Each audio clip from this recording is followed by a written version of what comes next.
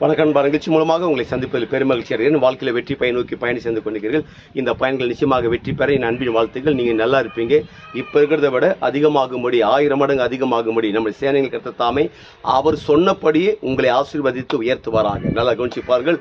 வாழ்க்கையில் கடந்து போய் கொண்டிருக்கிறீங்க. சில நேரங்கள் சில டயர்டுகள், மனதில் சில சோர்வுகள், மன பலவீனங்கள் சில நேரங்கள் வருவதுண்டு. அந்த மனது சோர்வுகள் பலவீனங்கள் வரும்போது என்ன ஆகுது என்றால், இந்த காரியத்தை விட்டுடுவோம், இந்த காரியத்தை முயற்சி எடுப்பதை விட்டுடுவோம், இதெல்லாம் முடியாது, இதெல்லாம் வராது என்று சொல்லி இப்படிப்பட்ட ஒரு மனதை வேதனைப்படுத்த முடியும் அடுக்கடுக்காக சில காரியங்கள் நடப்பது உண்டு. நான் சொல்லுகிறேன், ஏன் முடியாது, ஏன் நடக்காதுன்னு சொல்றீங்க?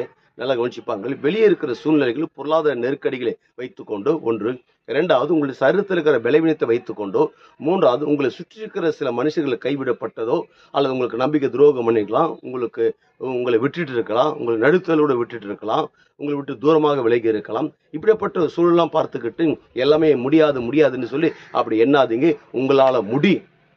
ஆமாம், இந்த உலகமே எளிமை நின்று கொண்டு உங்களால் முடியாது என்று சொல்லலாம். ரைட், ஓகே, அவங்க பக்கம் ரைட்டு. ஆனால் உங்கள் பக்கம் அது தப்பு. ஏனென்றால் உங்களால் முடியும். ஏனென்றால் ஆண்டு சொல்லியிருக்கிறாரு, நான் உன்னை விட்டு விலகுவதும் இல்லை, உன்னை கைவிடுவதும் இல்லை. எந்த சூழ்நிலையும் நீங்கள் சின்ன வயசாக இருக்கலாம், அல்லது வயது முதிர்ந்து போயிருக்கலாம். வயசாயிடுச்சே, நான் என்ன பண்ண, கண்டிப்பாக பண்ண முடியும். எந்த சூழ்நிலை நிமித்தம் கடவுள் உங்களை விட்டு விலகவில்லை, உங்கள் கூட இருக்கிறார். இன்னொன்று பார்த்தீங்கன்னா, நான் உங்களுக்கு சொன்னது செய்து முடிக்கிற வரைக்கும் அவர் கைவிட மாட்டார். அவர் சொன்னது செய்து முடிக்கிற காலங்களில், முடிஞ்சு போகிற நிலைகளில், முடிக்கிற காலங்களில், செய்து கொண்டிருக்கிற காலத்தில் இருக்கிறீங்க. அப்போ தேவன் அடுக்கடுக்காக செய்து கொண்டிருக்கிறார்.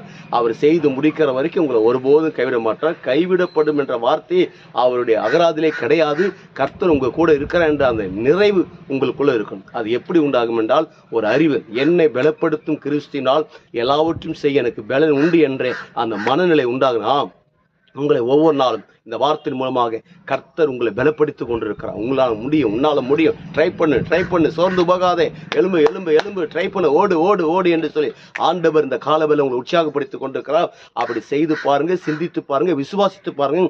உங்களுக்கு எல்லாம் ஆகும், உங்களுக்கு எல்லாம் கூடும், உங்களால் எல்லாம் முடியும். அப்படி முடியும் போது நீங்கள் லைஃப் வேறு லெவலில் இருப்பீங்க. அந்த வேறு லெவலுக்கும் அது எப்படி நடக்கும்னா, ஒட்டுமொத்த உலக நாடுகளுக்கு நம் ஆண்டவர் இயேசு கிறிஸ்து உங்களை கடன் கொடுக்கும்படியாக வைக்கிறார். நீங்கள் வற்றாத நீருற்றை போல் இருப்பாய் என்று சொல்லி உங்களிருந்து விடைபெறுகிறேன்.